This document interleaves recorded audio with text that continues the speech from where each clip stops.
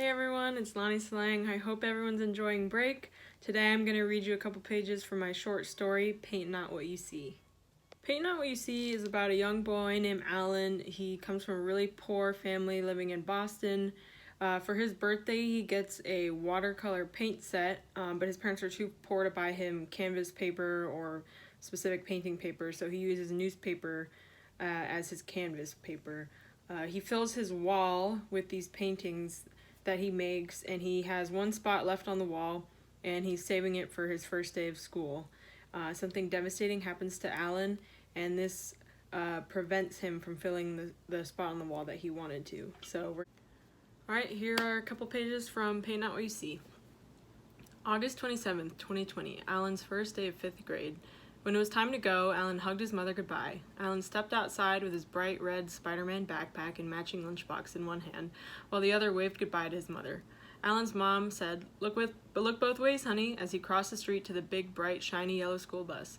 Alan replied as his head turned both ways, "I know, bye Mom, love you," as he crossed the street and rejoined the herd of kids. Alan's first day of school was filled with a reunion of his friends, the typical first day teacher introductions, and it ended with his favorite part, music class. Seeing all of his friends and hearing the beat of the bongos and smooth soprano notes of the elementary recorders was enough inspiration for Alan's newest painting. While painting art was Alan's first love, music was his second. He would hear the music and arrays of colors filled his head based on the song. Upbeat songs elicited warm colors, while slower, moody songs brought out deep blues and other cool colors. Alan was so excited to paint his first day of 5th grade painting, the painting he hoped would complete the mural on his wall. He couldn't wait to go home and fill the daily paper with different shades of beige, tan, brown, of all his friends. He wanted each friend to have their own musical instrument, and he wanted to paint the background full of different colors and black little notes floating through the air that connected each one of his friends. Alan came home to his family's Boston brownstone apartment, filled with excitement and the urge to paint. He ran off the bus, his little legs scurried toward the newspaper on the front steps, but Alan forgot something. He didn't leave something on the bus. He didn't look both ways. He just ran. Honk, screech, bam! A large food delivery truck tried to swerve at the sight of the little boy. His red backpack was the last thing the truck driver saw.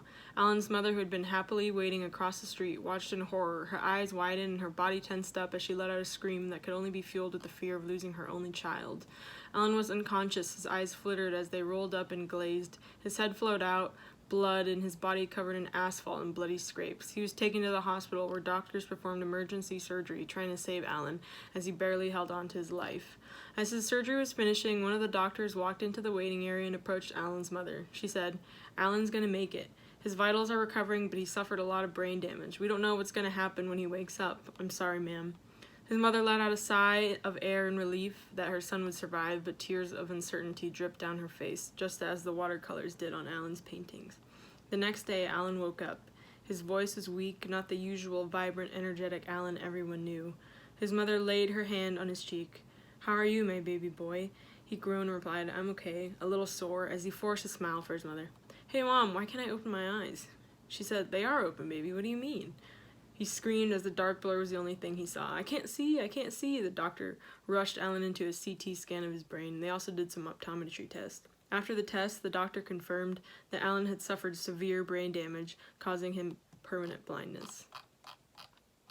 After the doctor delivered the devastating news, Alan felt a rush of hot tears dampen his face. All of his newspaper paintings flashed through his mind. "I can never paint again." As he sobbed into his mother's arms, his mother held him tight and whispered to him with reassurance, "It'll be okay, it'll be okay." He couldn't see the tears on her face, but he heard the pain in her voice and her heart racing through her chest.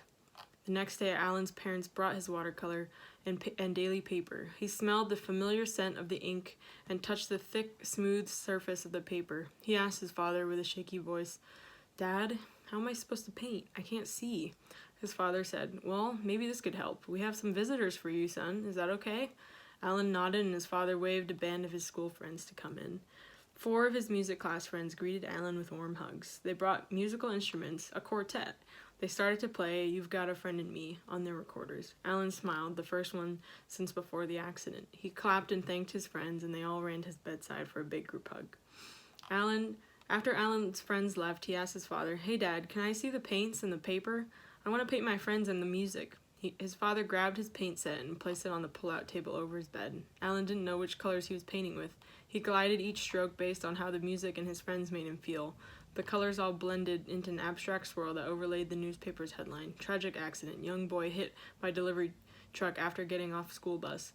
When Alan finally returned home, his mother carried him into his room. He touched the blank spot on the wall before his father taped his last painting. The last piece completed the puzzle. His father said proudly, "Voila, it is complete. My son, the world's most talented newspaper painting artist."